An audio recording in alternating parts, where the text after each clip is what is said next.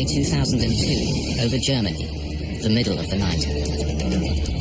What is it? A Russian plane is taking children on holiday to Spain, but the pilots can't believe what they see heading towards them. Increase climb.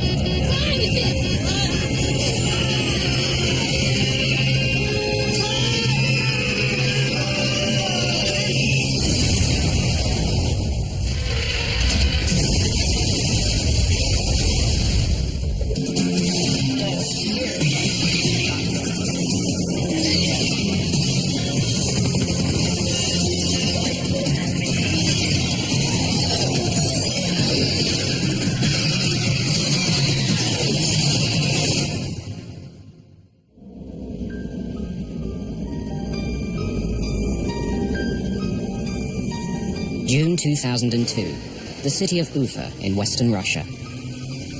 Ufa is populated by both Christians and Muslims. This year, its most outstanding teenagers have been chosen to go on a 2-week vacation organized by UNESCO near Barcelona in Spain. They are among the most clever, athletic or artistic children of Ufa. Kirill Diktaryov is a 14-year-old prodigy. He's been painting since he was 4 years old and has already had 2 public exhibitions. Alina Hananova is a 12-year-old who's won several gymnastics competitions. The 46 children from Ufa, accompanied by a few teachers, leave on a train to Moscow. There, they're due to catch their flight to Barcelona. But in Moscow, things start to go wrong. The tourist agency accidentally takes the children to the wrong airport, so they miss their plane. They're terribly disappointed. While the agency tries to sort out the mess, the children go sightseeing in the Russian capital.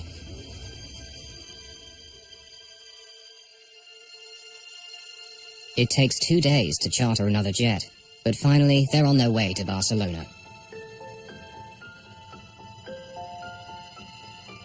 On July the 1st, 2002, the children from Ufa board their plane at a Moscow airport. The Kaloyevs are not part of the school group. They're going on a holiday to meet their father, who's an architect, and is finishing a project near Barcelona.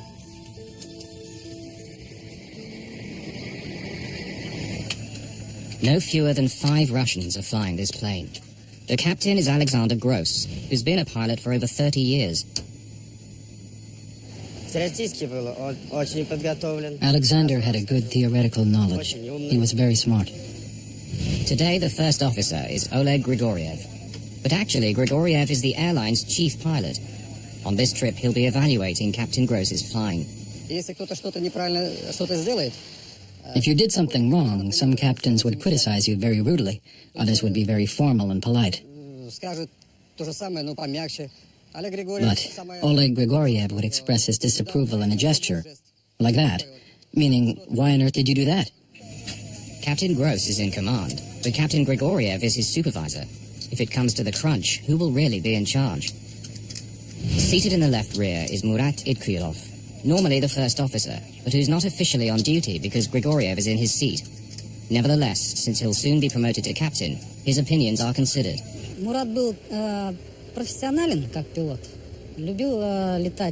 Murat was a very professional pilot. He loved to fly. Murat was interested in the new stuff in aviation and always kept up to date on the most progressive things brought in. Also on the flight deck are an experienced navigator and a flight engineer. Just before 11 that evening, Bashkirian Airlines Flight 2937 leaves Moscow. The plane is a Tupolev 154.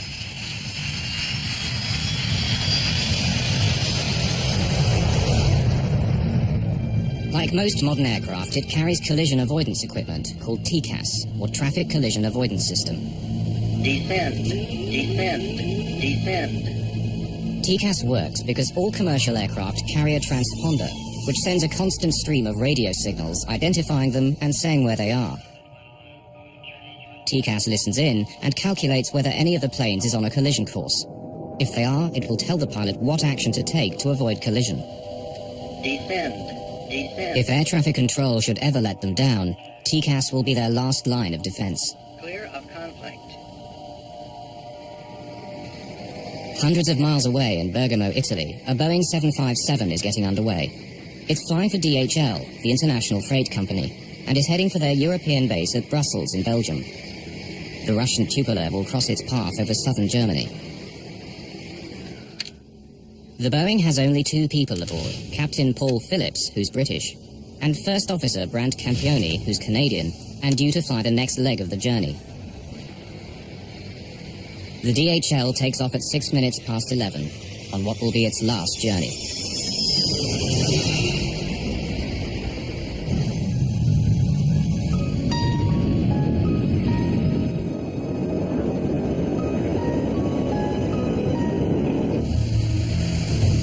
Ten to 8 at the Skyguide Area Control Center in Zurich, Switzerland.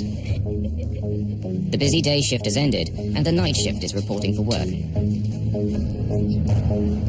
Peter Nielsen is an experienced controller. He's been doing this job for 8 years. The center regulates air traffic in southern Germany as well as northern Switzerland. Tonight, there are only 2 controllers on duty. But the traffic in their sector is light, and Nielsen's colleague decides to take a lengthy break, a common practice at Skyguide. Peter Nielsen is now responsible for all air traffic on 2 radar screens, which sit several feet apart. At 10 past 11, 2 technicians arrive. They inform Peter that Skyguide management has authorized them to carry out maintenance work on the main radar. While they do so, the screens will work much more slowly, and will give no visual 2-minute warning if planes are getting too close to each other. Thai Inter 933, route traffic in Allgäu. Bavarian 350, descent flight level 270.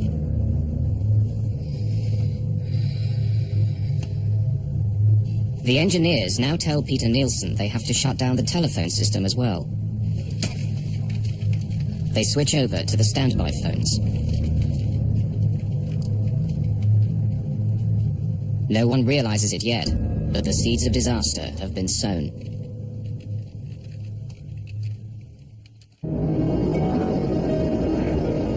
The Russian plane, filled with schoolchildren, is now over central Germany and flying towards Switzerland.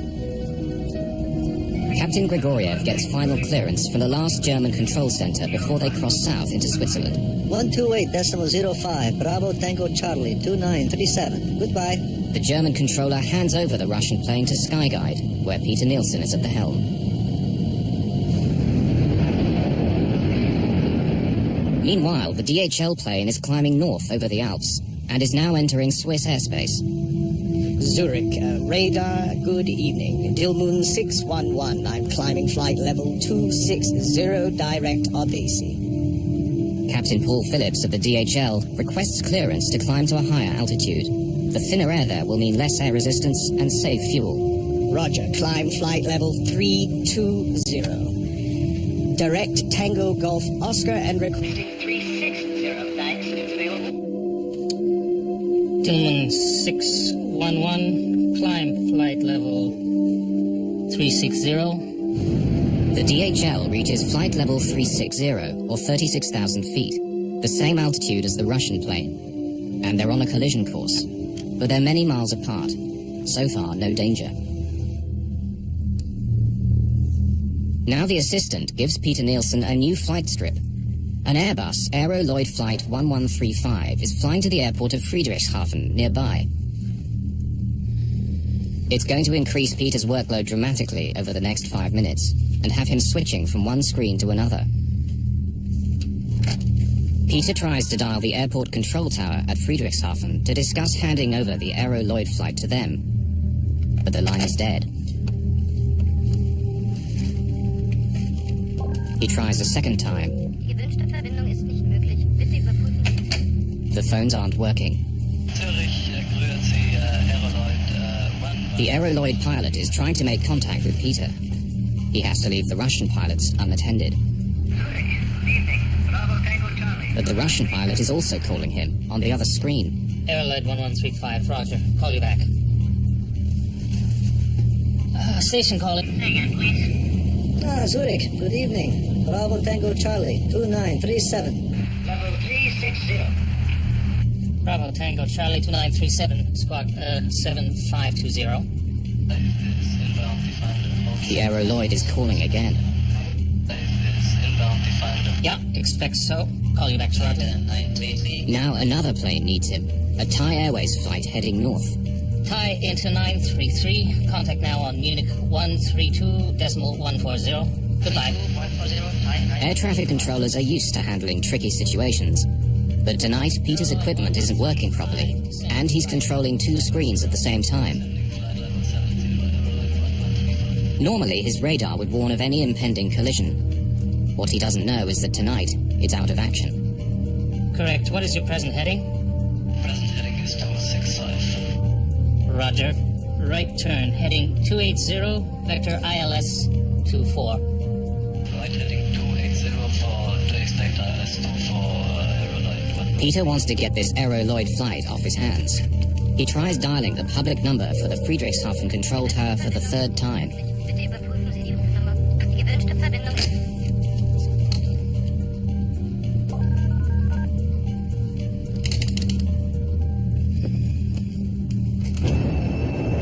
Meanwhile, the Russian airliner and the DHL plane are still heading towards each other at a closing speed of over 800 miles per hour. Neither crew is aware that they're only 2.5 minutes apart.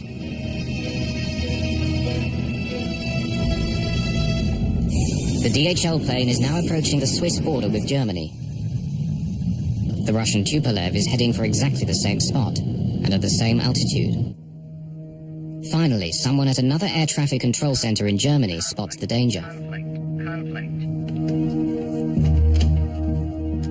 He grabs the phone to warn Nielsen, but can't get through.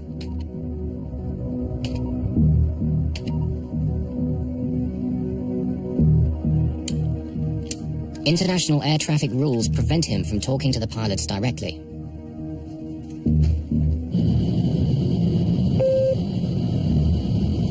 Look at that. Now, for the first time, the Russian pilots can see the DHL plane on the screen of their TCAS anti-collision computer. But Peter Nielsen is still focused on getting the aeroloid flight safely down. Aeroloid 1135? Aeroloid 1135, go ahead, sir. Yeah, I lost my connection to Friedrichshafen Airport. Could you please call them on your second set, 124.35. Tell them you're coming in ILS 24 with 20 miles now? Okay, will do. Thank you. Okay, taking over. On the DHL cargo plane, the crew is relaxed. They don't know they're on a collision course. Their TCAS hasn't sounded a warning yet. Stuff I can get you? The first officer goes to the washroom. On the Russian plane, the pilots are getting concerned. The other plane is getting closer and closer, but they're not exactly sure whether he's on the same altitude as them. He's going below us. Fly below. 100 meters.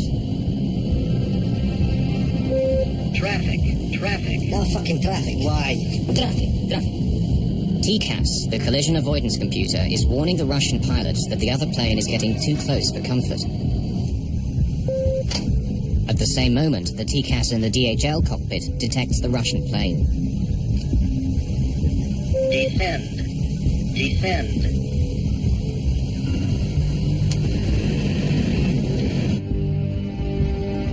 Peter Nielsen finally realizes what's happening. Bravo Tango Charlie 2937. Descend flight level 350. Expedite. I have crossing traffic. Descend. Captain Gross disengages the autopilot and starts to descend. Climb. TCAS is telling them to climb. The controller is telling them to descend. It says climb. He is guiding us down. Bravo Descend Tango Charlie 2937. Descend level 350. Expedite descent. Expedite descent level 350.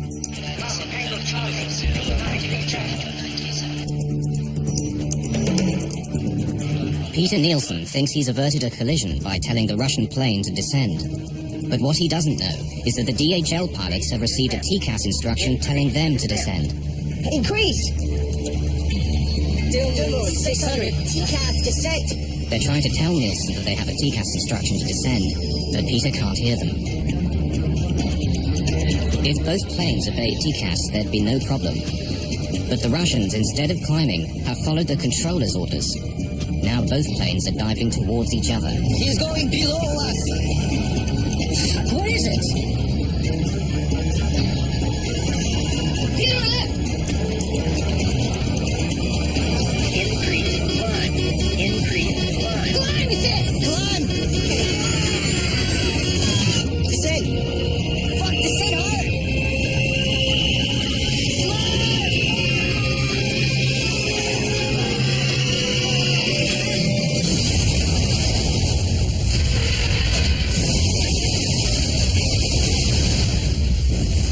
The tail of the DHL clips the belly of the Tupolev, tearing it apart.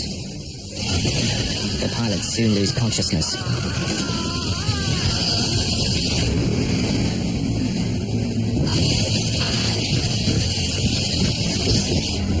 The DHL struggles on for another 2 minutes.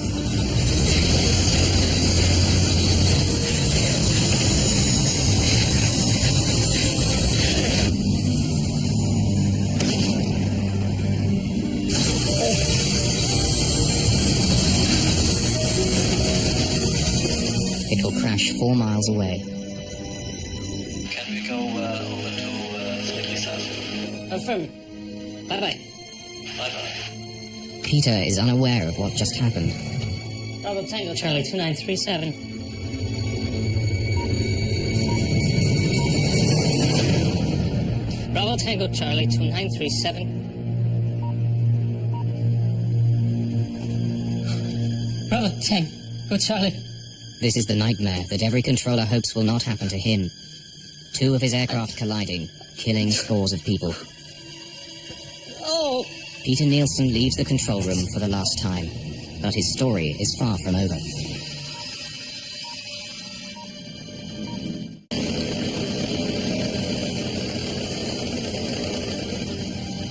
The wreckage of the 2 planes has fallen just outside the small city of Überlingen on the German-Swiss border. Wreckage is scattered over 130 square miles.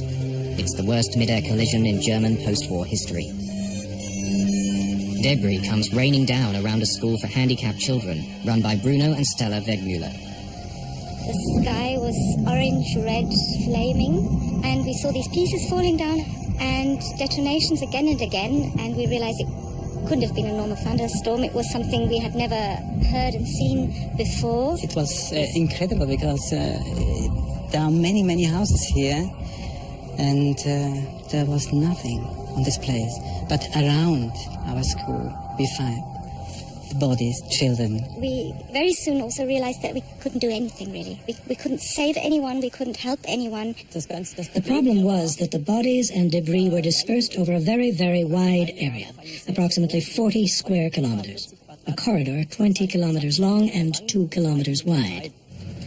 It was the largest police operation in the province of Baden-Württemberg, lasting a week and involving over 6,000 people searching for the bodies. The people were all very sad. They were all in a state of extreme shock, and naturally the rescue team could feel that and empathized with their suffering.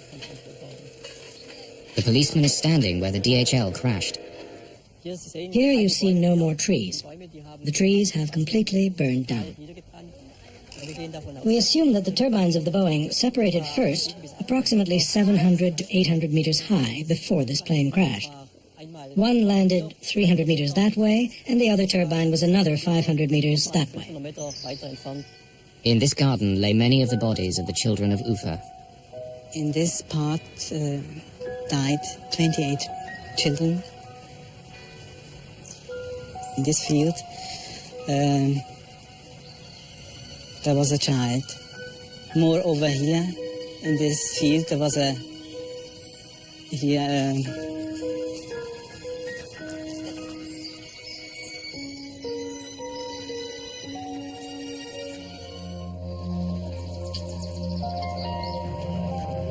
Vitaly Khaloyev, the Russian architect, was awaiting his family in Barcelona. He's one of the first to arrive in Überlingen. Although the relatives are not encouraged to participate in the search, Vitaly cannot help himself.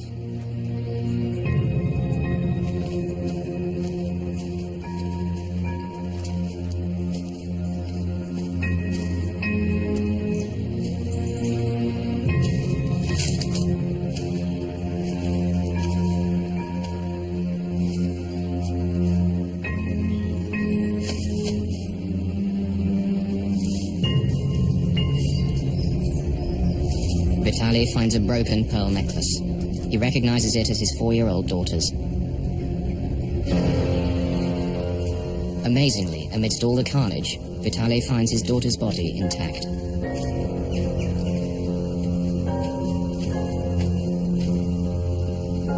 She did not suffer at all. The mutilated bodies of his wife and son won't be found until later.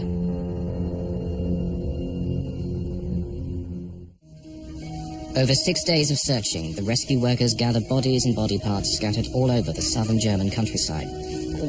By Thursday of that week, 2 days later, the relatives started arriving. They could not all see the bodies we'd found because most of the bodies were badly charred or mutilated.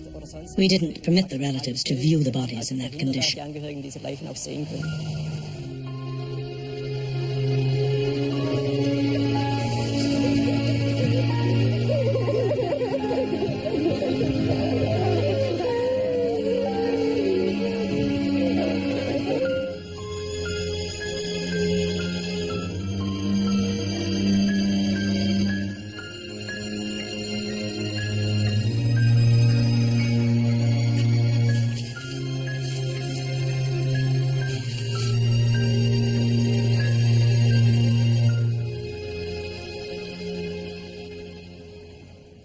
In Ufa, in western Russia, both Christian and Muslim communities are devastated by the loss of their children.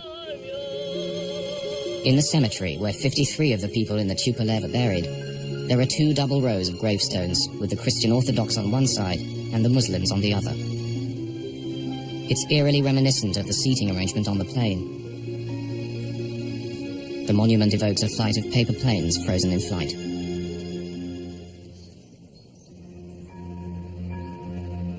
Vitaly Kaloyev, who lost his entire family, has designed and built a huge monument in their memory.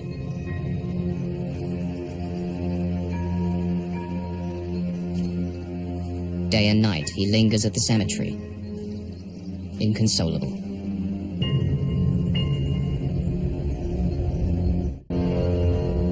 At Sky Guide in Zurich, after the collision, work has all but come to a standstill. They were shocked. They were helpless. There was a lot of sadness, people crying.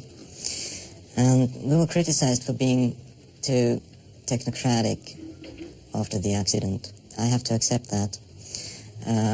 One of the biggest tasks was to maintain operations, because there were planes coming in, going out after this tragedy, and that was a very, very difficult situation for everybody. For the next 3 weeks at the Zurich Air Traffic Control Center, capacity is reduced for lack of available controllers. Peter Nielsen never again worked on an air traffic workstation. The hunt begins for a scapegoat. If 2 planes collide in empty skies, someone must be to blame. At first, some suspect the Russians. The pilot of the Russian plane is said to have ignored repeated instructions from air traffic controllers. And repeatedly, they contacted the Russian pilot and asked him to change altitude because he was flying at a level where he should not have been. Now, the Russian pilot never responded to those warnings from air traffic control. The Russian pilots, particularly in Soviet times, and also now, but to a lesser extent, were extremely well trained. I have no concerns about the training of pilots. They've been trained for almost every operational possibility that could happen. Why did the TCAS device meant to avoid collisions, in this case maybe help cause one? And why didn't the Russian plane descend when first ordered? A language problem? Controller commands are always in English. I knew everybody from that crew.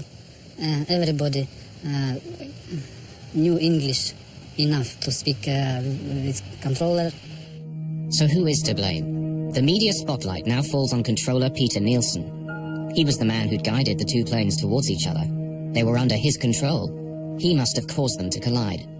I was as shocked as I could have been with any other name or any other colleague. I was just very sorry for him. The media coverage about the incident very often makes you angry because these statements are taken out of context. You really get the impression they just want to fill the newspaper. They write whatever they get. They go after colleagues. They give them a call at home. They follow you wherever you are. You don't deserve to be the boogeyman for everybody. And that's something which really is still very difficult to accept, that suddenly we are some sort having to take the blame because the others are dead or the others are hiding behind politics rules and things like this. We started to leave this building by by the underground exit, which leads through another building, just not to see anybody. They were asking people on the street in Kloten, people who were not involved at all, just to broadcast something in the evening. And that makes you angry, and you cannot resist it. And what more do we know about this Swiss controller at the centre of the investigation? He was chased by the media. He was accused of being a murderer. He's the man, obviously, everyone wants to talk to, but at the moment the Swiss say he's in no position to talk, and we heard today that the Swiss authorities have opened an investigation to see whether there's enough evidence for charges of manslaughter. The accusation was manslaughter by negligence in 71 cases, and the speciality is that in this case the investigating judge has been working on a investigation on his own, independently from what the Aviation Investigation Board of Germany did. Meanwhile, that investigation is underway, headed by Germany's air crash detectives, the BFU. By the fifth day, they've read all the black boxes. So this is a typical voice recorder, which was built into the Tupolev 154. It shows two reels. The recording time of this recorder is 30 minutes, and it is rather solid, but the original voice recorder of the Tupolev was heavily damaged. So we had to remove the tape and replay it on such a specialized tape recorder. This is the hangar where wreckage of the planes was examined. This one here is the lower surface of the right wing of the Tupolev, and that remaining stub here went below the Tupolev and caused these scratches. That top part of the vertical tail remained at the accident site on the main wreckage of the Boeing. But could this accident have been avoided? TCAS normally has a safeguard mechanism called a reversal. If an alert is issued and one aircraft crew ignores an instruction, TCAS orders a reversal. If the TCAS on aircraft A senses that aircraft B is still on a collision course, it will tell it to go in another direction. But it didn't. Why? One of the major requirements for that is that both planes have to be at least 100 feet apart in altitude. But this requirement was not met at the time. That's why no reversal was given. When the DHL's TCAS saw that the Tupolev wasn't climbing, it could only tell its pilots to descend even faster. Increase descent. July 2003. Many parents returned to Überlingen in Germany for the first anniversary.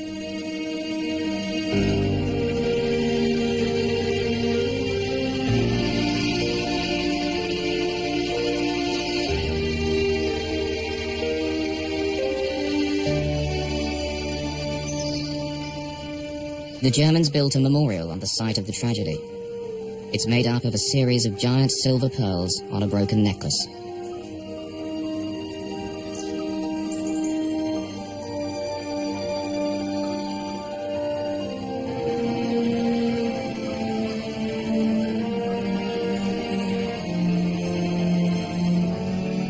The head of Skyguide is among the crowd. Can you tell us, what are the mistakes you made? I don't think this is the time to talk about it. I'm sure you'll understand. Have you apologized? Okay. Thank you.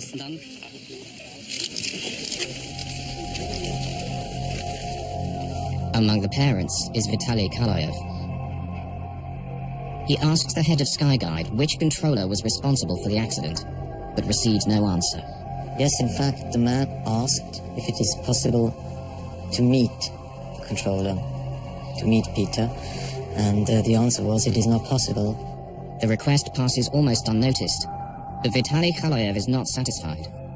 Descend. Crossing. Meanwhile, as the investigators work, they discover a fog of confusion surrounding TCAS. When it was introduced 20 years previously, there'd been a fatal omission. Descend flight level 350. Expedite. I have No one said what should happen if there was a conflict between what TCAS was saying and what the controller was saying. It says climb. There's no hard and fast rule to guide the pilots. He is guiding us down. Increase descent. Whilst pilots in the West have always been taught to obey TCAS, 600. TCAS descent. in the rest of the world, it's anyone's guess.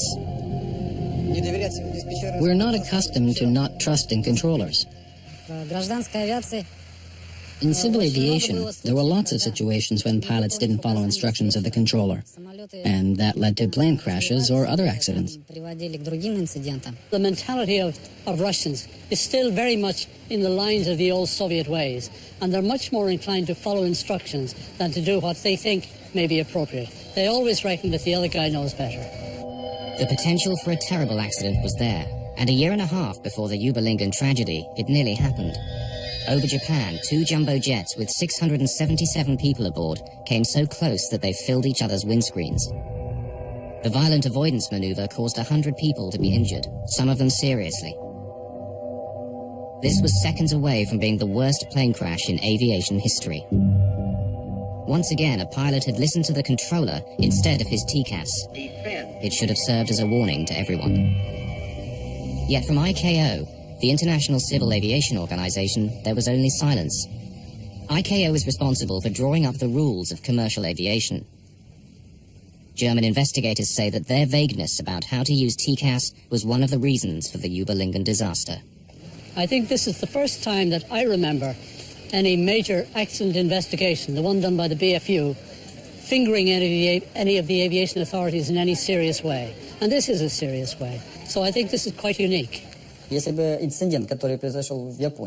ICAO had carried out a detailed investigation of the incident in Japan and made recommendations that led to changes in procedures, this probably would not have happened. ICAO did not feel it necessary to get involved in this, and they left it entirely up to the Japanese authorities. Had it been a collision, maybe they would have got involved. After this near miss, the Japanese government immediately asked for their guidance. But unfortunately, ICAO only acted on the request 18 months later, after the Uberlingen disaster. Perhaps the ICAO procedures and standards, but in particular operating procedures for airborne collision avoidance, were somewhat ambiguous or open to interpretation. The Japanese incident was not the only warning ICAO received. In the 2 years leading up to the Uberlingen collision, 4 other near misses happened in Europe alone because one set of pilots obeyed air traffic control instead of their TCAS. If I have to summarize the advice that we gave the world, if a warning comes from ACAS, pilots should immediately follow it at all times. With the benefit of hindsight, you always ask yourself, could we have done more? And an accident is a wake-up call for everybody. All of these regrets are of little comfort now to the grieving parents of Ufa. Everything that was good is in the past and was connected with my child. All the hopes, dreams were connected with him, with his future. And now, nothing left. At least I've got nothing left.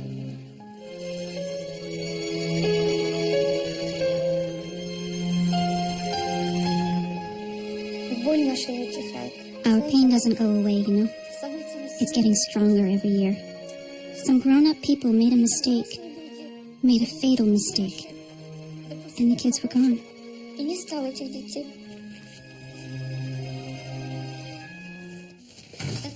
This is Kirill's room.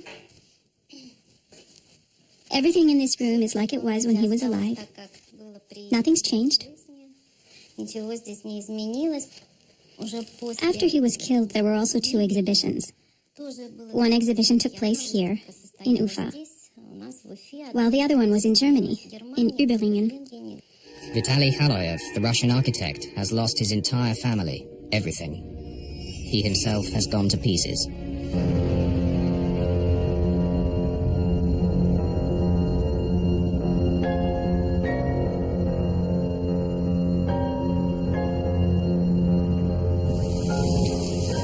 He's become obsessed with finding out who is responsible for the collision.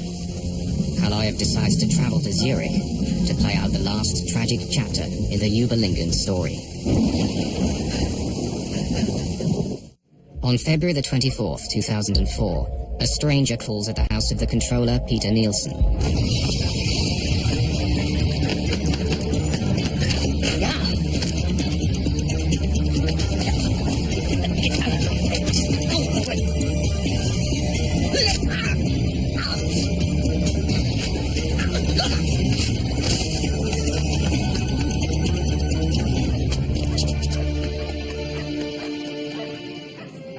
was just the saddest thing you can imagine. I knew his family. I knew how much he loved his kids and his wife, and The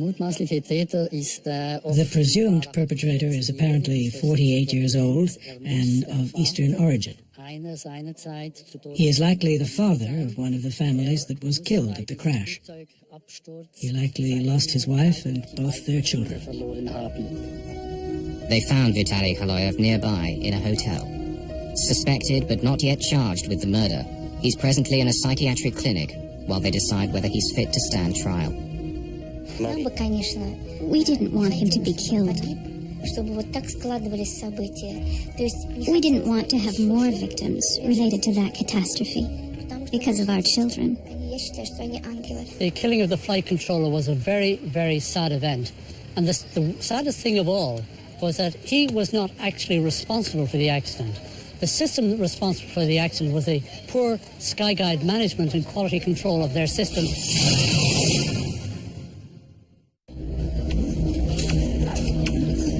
The investigators had worked out exactly what went wrong that night at Skyguide, and how an unfortunate series of events had made disaster almost inevitable. First, Peter's colleague goes for a break, leaving him alone to watch two radar screens several feet apart. It was a standard practice at the ATC company that at night, one air traffic controller was responsible for controlling the entire airspace of ATC Zurich. Then, following management instructions, the maintenance men start to switch things off. Peter's radar screen is working more slowly and will not warn him if two planes are about to collide. He doesn't know that. During the maintenance work, the radar system had to be run in fallback mode. In fallback mode, the controller has no STCA available. STCA is short-term collision alert, a warning on the radar screen that planes are in imminent danger of collision. He did not know that the STCA system would not be available. Then by chance, an unexpected aircraft, the Aeroloid tourist plane, arrives at the critical moment and needs a lot of attention. It completely distracts Peter. He tries to get outside help, but the main phone system has been accidentally disconnected by the maintenance crew, and the backup phone isn't working. The controller has been robbed of all the technical support he needs.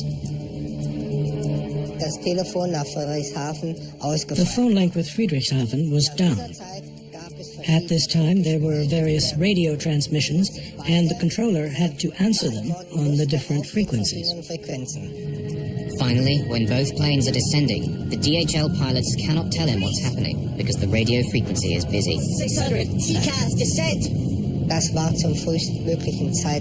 The earliest they could do that was 23 seconds later, because until then, the frequency was blocked by the ATC Zurich transmission to the Tupolev crew. May 2004. It had taken the German BFU investigators 22 months to publish their final report. They found that the disaster had two major causes. Firstly, Peter Nielsen was too late in noticing the danger of a collision. Secondly, the Russian crew was wrong to obey him when he told them to descend, rather than their own TCAS equipment telling them to climb. But other pilots understand their dilemma. The TCAS commands are spoken in such a dispassionate voice. Descend. Increase descent. Such a matter-of-fact type of voice. And then there's the voice of the air traffic controller's urgent command. Descend immediately. Leave this altitude immediately. Go to another altitude at once. So, whichever voice sounded more urgent was the one the crew obeyed. Finally, the report severely criticized Skyguide for leaving a lone controller on duty that night. We have learned our lesson, and we don't have single-manned operations or only one controller in front of a monitor anymore. This might happen again. Another badly organized air control service where a crew might make a mistake. You're guilty or not guilty. That's not the meaning of a final report. The meaning of a final report is facts. What has happened? Why did it happen? What are the lessons to be learned? Safety requirements.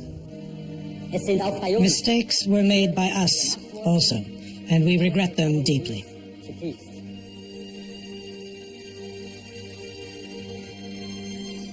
We acknowledge our responsibility as set out in the BFU report. And we ask the families of the victims for forgiveness.